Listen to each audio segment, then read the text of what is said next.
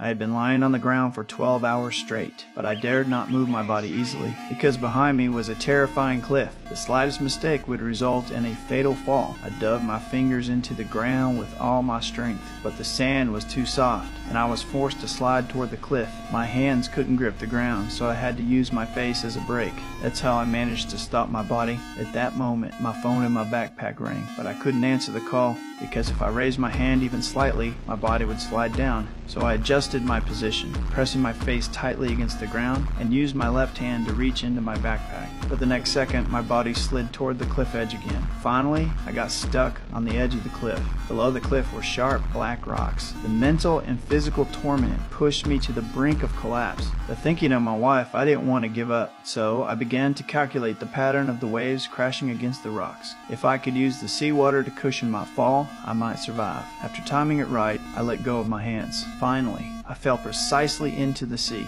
but because the water was too shallow, my body still collided with the rocks. The immense impact knocked me unconscious. Fortunately, I regained consciousness in time. Using all my strength, I finally surfaced. However, the real test had only just begun. After safely reaching shore, I carefully examined my body. Besides the cut on my arm, there seemed to be no other issues. But when I stood up, my entire body suddenly collapsed to the ground. Due to the impact on my waist when I fell into the water, my legs had lost sensation. At that moment, I remembered I hadn't returned my wife's call, so I quickly pulled out my phone from my bag, but the phone was severely waterlogged. No matter how many times I restarted it, there was no response. Now I was truly in a desperate situation. I could only open my mouth and shout for help.